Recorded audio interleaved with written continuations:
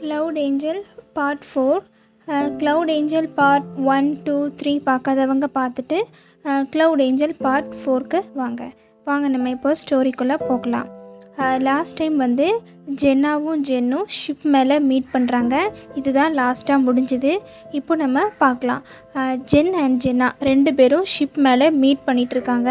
அப்போது வந்து ஜென்னா அண்ட் ஜென்னா ரெண்டு பேரும் ஜென்னாவும் ஜென்னும் கண்ணுக்கு கண்ணு ரொம்ப அழகாக பார்த்துட்ருக்காங்க. அப்போது வந்து ஜென் வந்து நான் உன்னை காப்பாற்றிட்டேன், இனி போகக்கூடிய நேரம் வந்துட்டு அப்படின்னு சொல்லிட்டு ஜென் வந்து கண்ணுலேயே பேசுகிறா. ஜென்னாவும் சொல்கிறான் போகாத அப்படின்னு கண்ணா ரெண்டு பேருமே கண்ணுக்கு கண்ணாக பேசிகிட்டு இருக்காங்க.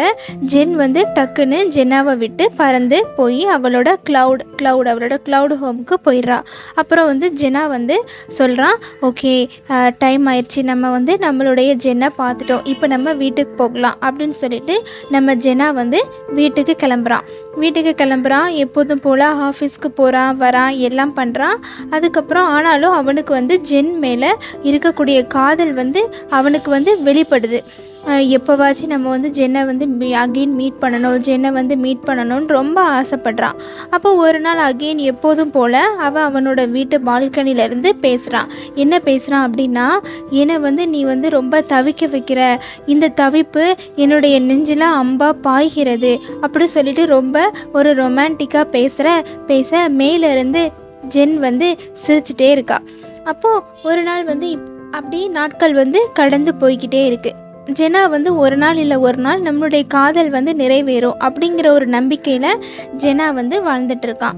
அப்போ ஒரு நாள் வந்து நம்ம வந்து ஜென்னா வந்து என்ன பண்ணுறான், ஆஃபீஸ்க்கு போயிட்டு வீட்டுக்கு திரும்பி வரான்.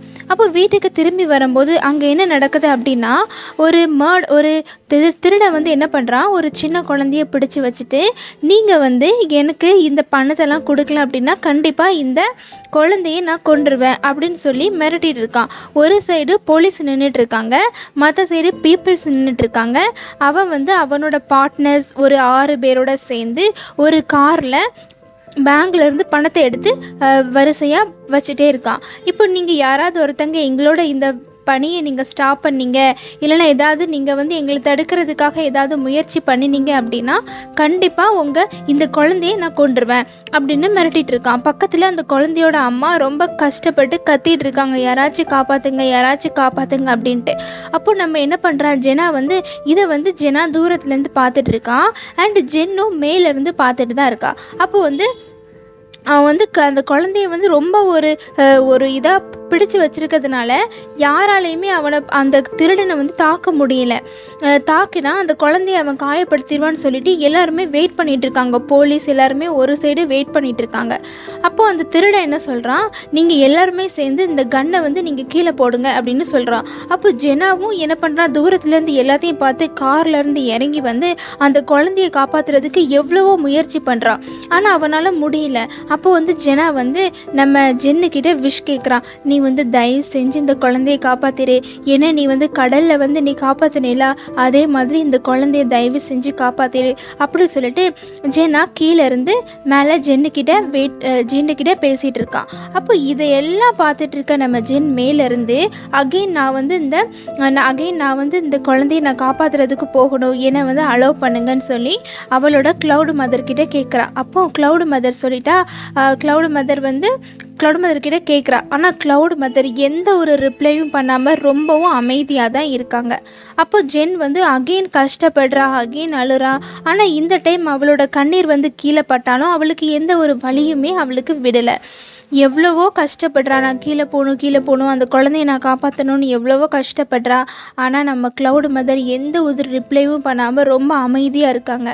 ஆனால் கொஞ்ச நேரம் கழித்து க்ளவுட் மதர் சொல்கிறாங்க, நான் வந்து உன்னை கீழே விடுறதுக்கும் உன்னை வந்து கீழே வந்து எல்லா விஷயங்களும் நீ பண்ணுறதுக்கும் உனக்கு அதிகாரம் வந்து என்னால் கொடுக்க முடியாது, நான் கொடுக்கவும் முடியாது, என்னால் இதுக்கப்புறம் எதுவும் பண்ண முடியாதுன்னு சொல்லிட்டு க்ளவுட் மதர் எதுவும் பண்ணாமல் ரொம்ப அமைதியாக இருந்தாங்க.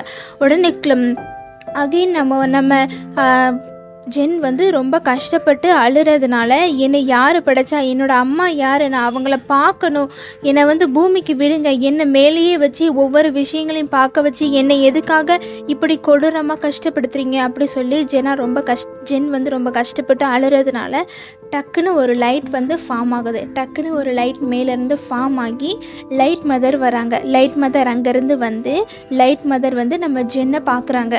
ஜென்னுக்கு வந்து ரொம்ப ஷாக்கிங்காக இருக்குது. ரொம்ப ஷாக்கிங்காக இருக்குது. அவங்க அந்த லைட் மதர் பார்க்குறதுக்கு ரொம்ப ஒரு அழகாக இருக்காங்க. ரொம்ப ஒரு பிரகாசமாக இருக்காங்க. அப்போது லைட் மதரை பார்த்துட்டு சொல்கிறாங்க. லைட் மதர் வந்து சொல்கிறாங்க ஜென்னுக்கிட்ட, நான் தான் உன்னுடைய அம்மா அப்படின்னு சொல்கிறாங்க.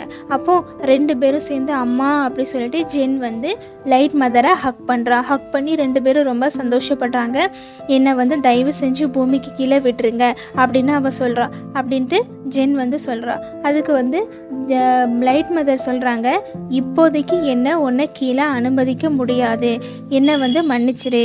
நான் வந்து நீ படைச்சதுக்கான உன்னை எதுக்காக இங்கே படைச்சிருக்காங்க அப்படிங்கிற ஒரு சீக்ரெட்டை இன்றைக்கி நான் உனக்கு சொல்லுறேன் அப்படின்னு சொல்லிட்டு அவள் வந்து எல்லாமே லைட் மதர் வந்து பேசுகிறாங்க. என்ன பேசுகிறாங்க அப்படின்னா, உலகத்தில் வந்து நிறைய விஷயங்கள், தப்பான விஷயங்கள், கொடூரம், கொலை, மக்களுக்கு தீங்கு இழைக்கிற நிறைய விஷயங்கள் வந்து நடக்கும்போது மேலே இருந்து நம்மளுடைய காட் வந்து மனசுக்குள்ளே ரொம்ப கஷ்டப்படுறாங்க. அவங்க வந்து என்னன்னு தெரியாமல் அவங்க வந்து இது தப்பு, இது செஞ்சால் தப்புன்னு தெரியாமல் செஞ்சிட்டு இருக்காங்க. இதெல்லாம் வந்து ஒரு கட்டத்துக்கு மேலே அதிகரிக்கும் போது காட் வந்து மேலேருந்து கீழே பிறந்து மக்களை வந்து திருத்தி நல்வழிக்கு கொண்டு வருவாங்க. அப்போது அந்த காடு வந்து கீழே பிறக்கிறதுக்கு அந்த பர்டிகுலர் டைம் வந்து இன்னும் வரலை.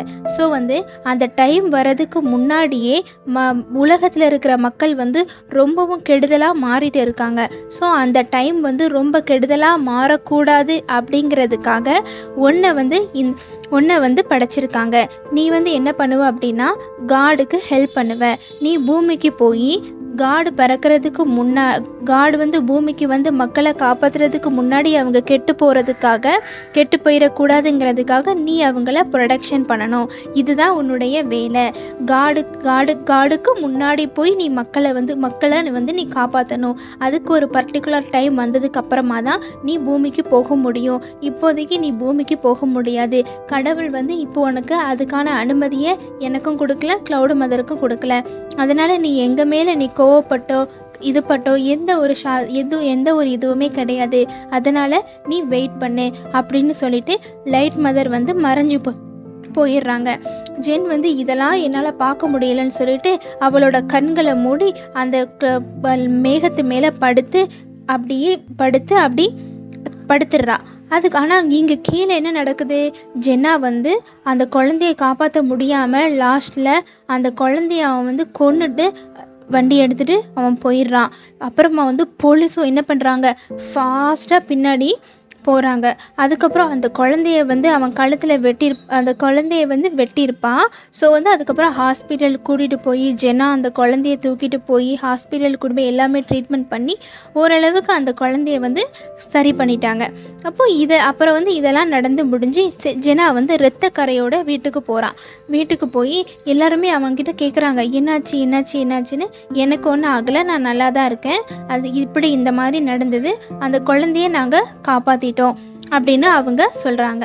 அப்போ வந்து இதெல்லாம் பண்ணி முடிச்சுட்டு லாஸ்ட்டில் அகெயின் ஜென்னா என்ன பண்ணுறான், பால்கனிக்கு போகிறான். பால்கனி போயிட்டு, ஜென் உன்னால் காப்பாற்ற முடியும் தானே, ஆனால் நீ ஏன் வரலை கீழே அப்படி சொல்லி ஜென் வந்து ஜென்னா வந்து ஜென்கிட்ட கேட்குறான். அதுக்கு ஜென் வந்து மேலேருந்து எந்த ஒரு ரிப்ளையும் இல்லை. ஏன்னா ஜென் வந்து ரொம்ப கஷ்டத்தில் மேலே இருந்து அப்படி படுத்து ஒரு மயக்க நிலையில் அப்படி படுத்தே இருக்கா. ஏன்னா அவளால் வந்து அவளால் முழிச்சிருந்தும் பூமியில் நடக்கக்கூடிய அக்கிரமங்களை வந்து அவளால் எந்த ஒரு தட்டி கேட்க முடியல, உதவி செய்ய முடியல. அப்படிங்கிறதுனால அவள் வந்து ரொம்ப கஷ்டப்படுறதுனால அப்படி அங்கே மயங்கி நிலையில் இருக்கா.